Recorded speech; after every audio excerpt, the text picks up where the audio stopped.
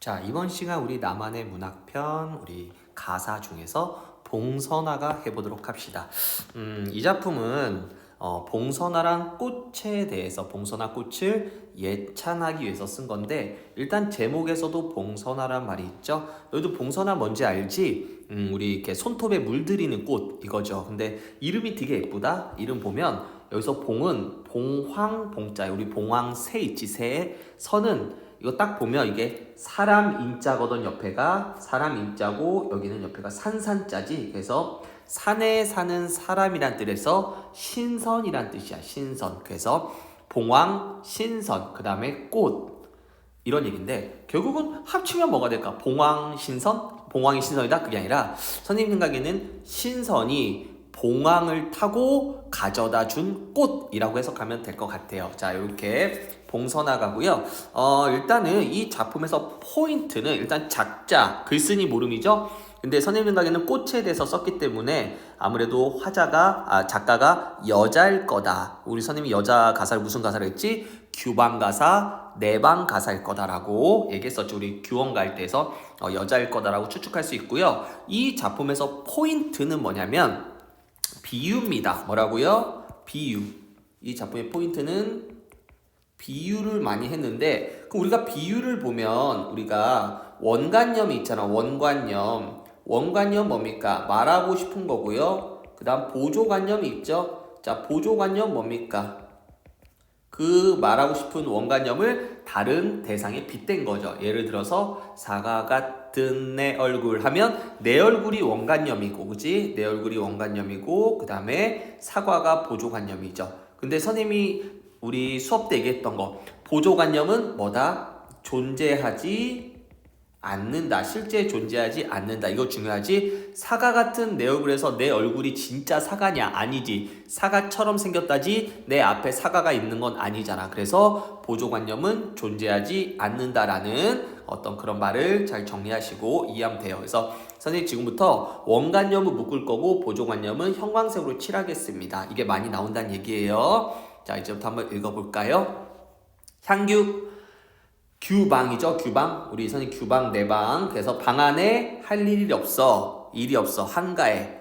백화. 일백백. 꽃화. 100개의 꽃이 그려져 있는 책을 펼쳐보니, 그러니까 방 안에 할 일 없어서 꽃 그림책을 보는 거죠. 봉선화. 이 이름 누가 지어냈냐? 무슨 뜻입니까? 봉선화, 이제 그 꽃 그림책에 봉선화가 있었나봐. 이름이 너무 예쁘다란 뜻이겠죠. 이름이 예쁘다. 왜 예뻐요? 아까 얘기했지만 봉황 봉자에 신선 선자니까. 진유, 신선의 옥소, 피리 소리가 자연으로 행한 후에, 자연은 우리가 뭐 이렇게 얘기하는 진짜 산, 바다, 자연이 아니라 보랏빛 연기란 뜻이야. 보랏빛 연기처럼 사라진 후에 이런 뜻이야. 즉 신선이 봉황 타고 와서 꽃을 전해주고 피리를 불면서 사라진 후에, 이렇게 해석하면 될 것 같아. 방 안에 남은 인연은 일지와 봉선화 꽃에만 머물렀으니, 한마디로 신선이 가져다 준 꽃, 그 꽃만 남았다 이런 뜻이죠. 유약한 푸른 잎은 묶어보세요. 연약한 푸른 잎은 그 다음에 비유법. 봉황의 꼬리 같고 이런 뜻입니다. 봉황의 꼬리 같대요. 아까 선생님 얘기했지만 비유법이죠. 그래서 봉황의 꼬리는 뭡니까? 푸른 잎이 봉황의 꼬리 같다 이겁니다. 그 다음에 자약히 붉은 꽃은, 봉선화 붉은 꽃은 뭐 같대요? 자하군을 펼친 듯. 여기서 자하군은 신선의 옷입니다. 그래서 신선의 옷을 펼친 것 같구나. 자, 여기까지입니다. 일단 여기까지 뭡니까? 꼭 그림책에 그려져 있는 봉선화를 보고 이제 얘기한 거죠. 그래서 이제 와, 봉선화 이름이 너무 예쁘다. 이거 누가 지어냈냐 해서 본인이, 여기다 필기 하나 할게요. 본인이 질문을 하고 있죠. 본인이 이렇게 질문을 하고 그거에 대한 답으로 뭐합니까? 답으로 예쁘다. 신선이 가져다 줬고, 그 다음에 푸른 잎은 봉황의 꼬리 같고 붉은 꽃은 신선의 옷 같다. 이런 얘기죠. 그 다음 갑니다. 백오성 좋은 흙에, 깨끗한 흙에 그거 봉선화 심었더니 봄 3월이 지난 후에 향기가 없다고 비웃지 마세요라고 얘기한 겁니다. 향기가 없다고 비웃지 마세요. 이런 뜻이에요. 왜 비웃지 마라? 취한 나비와 미친 벌이 따라올까봐 두려워서 향기가 없는 겁니다. 이런 얘기예요. 다시 정리하면 뭡니까? 깨끗한 흙에 봉선화를 이제 실제 심은 거야. 근데 3월이 지난 후에 봉선화가 피었는데 봉선화는 향기가 없거든. 그러니까 향기 없다 봉선화 비웃지 마세요. 왜냐고요? 취한 나비와 미친 벌이 그 봉선화한테 막 달라붙을까봐 두려워서 향기가 없는 거예요. 근데 이 취한 나비와 미친 벌은 어떤 걸 상징하냐면 방탕한 남자, 경박한 남자, 바람둥이 남자를 얘기해. 그래서 봉선화 꽃은 바람둥이 남자를 되게 싫어한다는 뜻이겠죠? 그래서 정정한 저 모습, 저 깨끗하고 정숙한 봉선화의 모습은 여자밖에 누가 친구하냐? 여자의 친구다. 근데 이 여자도 그냥 여자가 아니라 선생님 생각에는 어떤 여자? 정숙한 여자. 되게 정숙한 여자의 친구다. 막 향수 뿌리고 술집에서 손님 접대하는 그런 여자 말고 되게 정숙하고 그런 여자의 친구일 거다. 이렇게 얘기한 겁니다. 그 다음에 난간에 기대서 긴긴 날 봉선화를 보다가 다 못 보면 사창 창문을 반쯤 열고 차완 여자 종을 불러다가 그 다음 갑니다. 다 핀 봉선화 꽃을 캐 오게 해서 상자에 담아두고 여공 여자의 일이죠. 바느질을 마친 후에 중당 안채 밤이 깊었을 때 납촉 촛불이 밝았을 때 나음나음 고추 앉아 꼿꼿이 자리에 앉아서 흰 구슬을 빻아서 흰 구슬은 너희들 봉선화 물 들어봤지? 우리 이렇게 봉선화 빻잖아. 이렇게 그릇에다가 봉선화 이렇게 꽃잎도 이렇게 넣지만 뭐도 넣냐면 흰색 알갱이도 넣어요. 흰색 알갱이를 우리가 백반이라 그래서 백반을 넣어야지 좀 더 잘 물이 들어있어 백반이라고 해요. 그래서 내가 밤에 앉아서 백반을 함께 넣어 빻아서 빙옥 같은 옷같이 고운 손에다가 빻은 봉선화 꽃을 낱만이 올려놨더니 이제부터 봉선화 물들이는 거죠. 그 모습이 뭐 같냐 이런 얘기인데 선생님 여기다 잠시 그림 그려볼게요. 우리가 손가락 이렇게 그리면요 이렇게 손가락을 그릴 수 있겠죠. 대충 그릴게요. 이렇게 손가락 이게 이제 손톱이겠죠. 자, 우리 봉선화를 빻아요. 빻아서 여기다 올리면은 이렇게 봉선화 빻은 걸 이렇게 올리겠죠. 해봤죠 우리? 뭐 안 해본 사람도 무슨 내용인지는 알 거예요. 그래서 봉선화 빻은 거를 어때? 빙옥 같은 손에다가 낱만이 올려놨더니 그 다음에 이거 두 줄 묶어볼까요? 그 올려둔 모습이 뭐 같다? 파사국 페르시아의 제후 여왕이 사는 홍상궁 붉은 산호 궁궐 같대. 와, 이 상상력 쩐다. 그죠? 그 다음에 신궁풍류 깊은 궁궐에 있는 절구에 홍수궁 붉은 도마뱀을 빻은 것 같대. 다시 얘기하면 뭐가요 선생님? 요거 손톱 위에 올려져 있는 요 빻은 봉선화가 뭐 같다고요? 페르시아의 여왕이 사는 붉은 산호 궁궐 같대. 해서 산호로 만든 궁궐 같대. 산호로 만든 궁궐 같대. 또 두 번째 뭡니까? 깊은 궁궐에 있는 절구에 홍수궁 붉은 도마뱀을 빻은 붉은 도마뱀 같대. 빻은 붉은 도마뱀 같대. 도마뱀. 와 대단하다. 그지? 이렇게 묶은 거. 와 이거 비유적인 표현 멋지지 않냐? 그래서 이거 다 비유법이죠? 뭐를 비유법이야? 손톱 위에 올라져 있는 이 빻은 봉선화가 그지? 페르시아 여왕이 사는 산호 궁궐 같다. 깊은 절구에 붉은 도마뱀을 빻은 것 같다. 이거 비유법이죠? 괜찮죠? 그 다음 갑니다. 섬섬한 열 손가락 위에 실로 감았더니 종이 위에 붉은 물이 희미하게 스민대요. 자, 이거 묶어볼까요? 종이 위에 붉은 물이 희미하게 스민대요. 자, 다시 가면요. 이제 얘들아, 요렇게 한 다음에 이건 지울게요. 자, 요렇게 한 다음에 그 다음 어떻게 그냥 냅두니? 그럼 이게 다 떨어지거나 막 이불에 묻겠죠. 그래서 우리 보통 어떻게 하지? 요즘은 비닐봉지라든가 그걸 잘라서 네모나게 잘라서 요렇게 하지 않니? 요렇게 해서 여기를 이렇게 어떻게 해요? 여기를 점점점점점점점점점 해서 이거를 이쪽으로 접고 그 다음에 또 여기 부분을 접어서 실로 어떻게 해요? 요렇게 묶죠. 이거 맞아요? 그치? 묶죠. 근데 자 갑니다. 그럼 실로 묶으면 그 종이 위에 이 빨간색 물이 스미겠지. 그치? 그걸 얘기해요. 종이 위에 붉은 물이 희미하게 스미는데 그 모습이 뭐 같냐? 이것도 비유법이야. 가인 예쁜 여자의 뺨에 생기는 홍조 같다. 우리 여자들 얼굴, 이렇게 여자들이 부끄러울 때 볼이 빨개지는 거 있지. 부끄러울 때 볼이 빨개지는 거. 그걸 얘기합니다. 해서 예쁜 여자의 뺨에 생기는 홍조 같다. 그럼 이것도 실제 생기는 게 아니라 비유적인 표현이야. 그래서 위 작품을 그림으로 그렸을 때 혹은 영화로 상영했을 때 적절하지 않은 장면은 봉선화를 물들이고 물들인 봉선화가 너무 예뻐서 볼이 빨개지는 여자의 모습. 틀렸죠. 그게 아니라 다시 한번 얘기하지만 봉선화를 이렇게 올려놓은 그 봉선화 물이 종이에 스며있다는 얘기예요. 그 다음에 단단히 묶은 모양은 묶어봅시다. 단단히 묶은 모양은 뭐 같습니까? 춘나 옥자 일봉서를 왕모에게 붙이는 듯. 춘나 비단에다가 옥자 구슬로 쓴 어떤 옥으로 쓴 글자 일봉서 편지를 왕모 선녀에게 보내는 것 같다. 이건 또 선생님 무슨 얘기예요? 요거를 이제 아까 선생님 얘기했지만 이렇게 그림을 접으면 어떻게 될까? 선생님이 다시 한번 그림 그리면 이게 손가락이 있으면 내 생각에 이렇게 될 것 같아. 종이만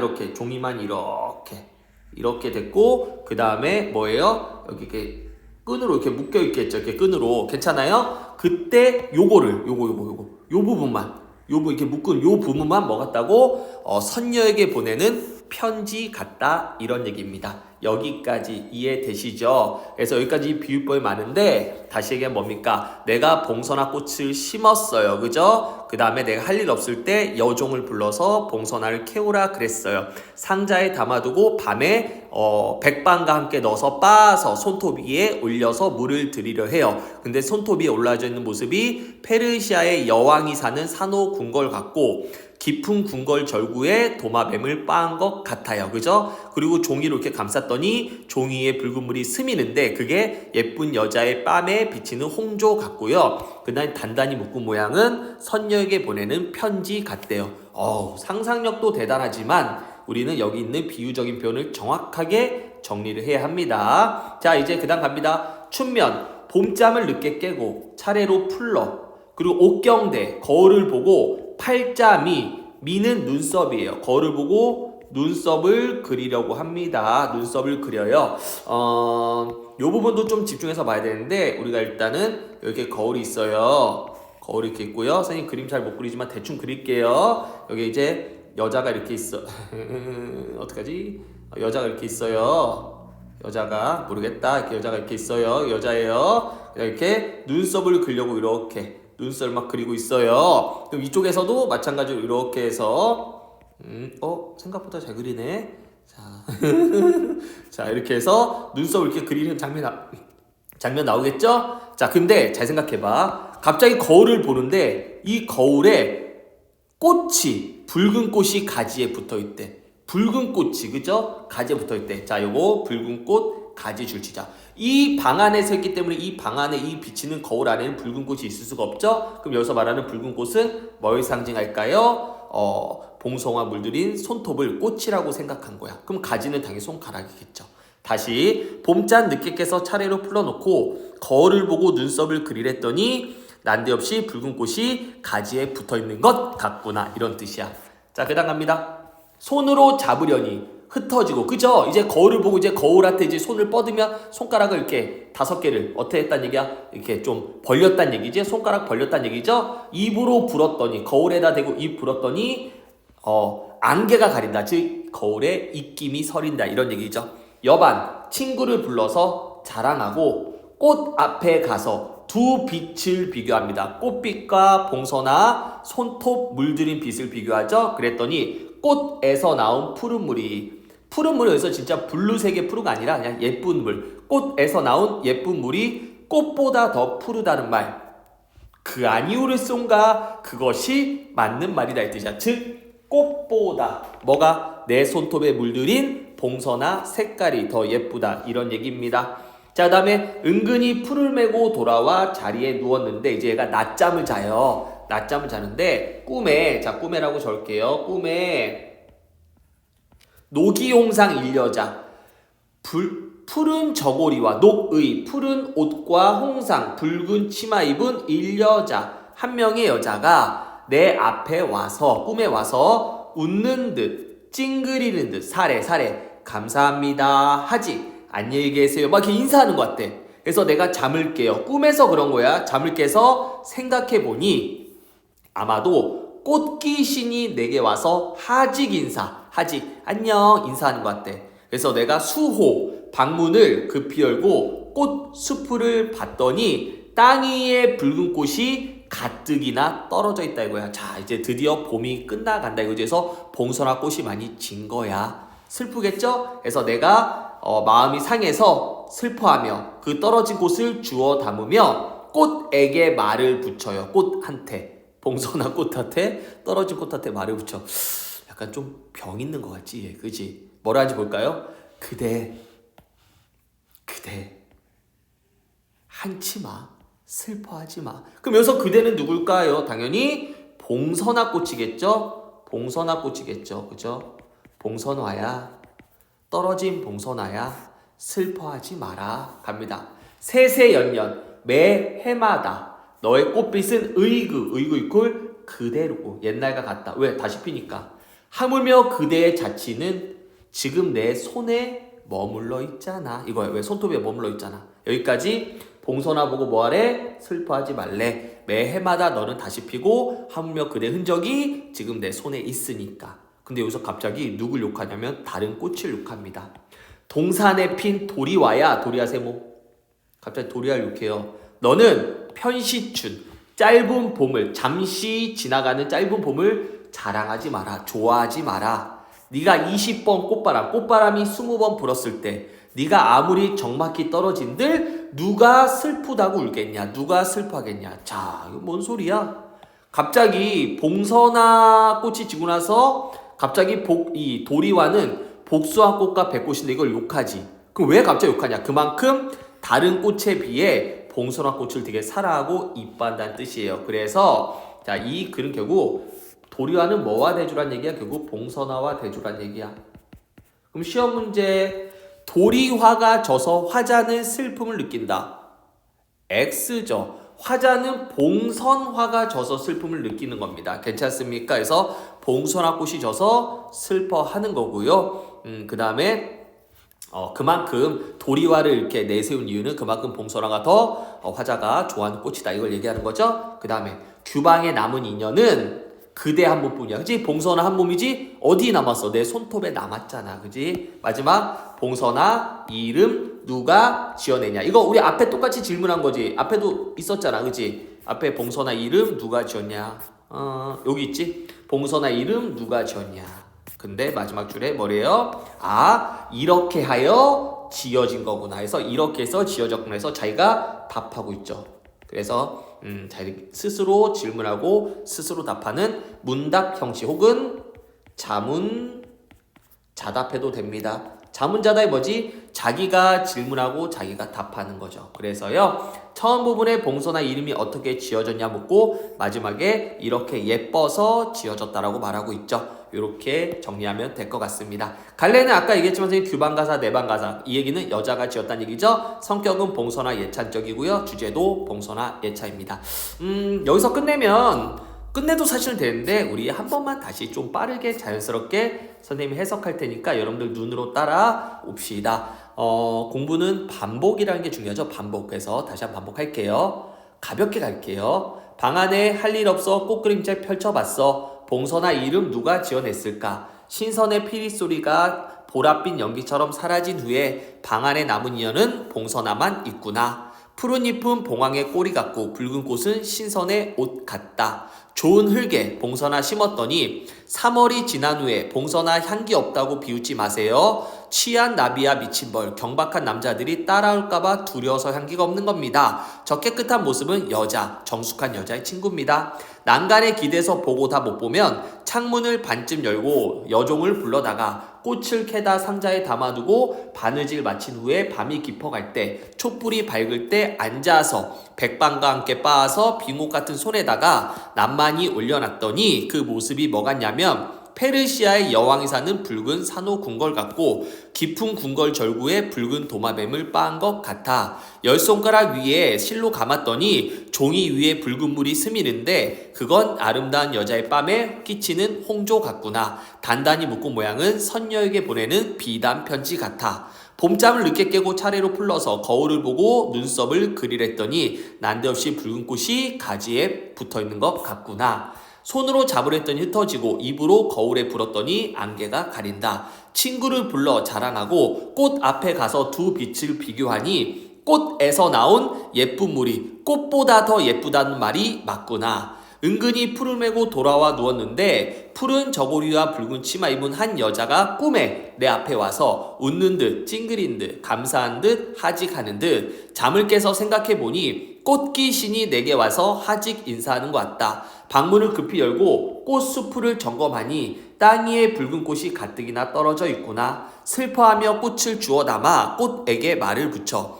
꽃아 너무 슬퍼하지 마. 봉선아야 너무 슬퍼하지 마. 매 해마다 너의 꽃빛은 그대로고 하물며 그대 자취가 아직 내 손톱에 있잖아. 그리고 동산의 도리와야 너는 짧은 봄을 좋아하지 마라. 20번 꽃바람에 네가 적막히 떨어지들 누가 슬퍼하겠냐. 방 안에 남은 인연은 봉선아뿐이다. 봉선아 이름 누가 지었냐. 아 이렇게 지어진 거구나. 자 여기까지가 봉선아가 있습니다. 수고 많으셨습니다.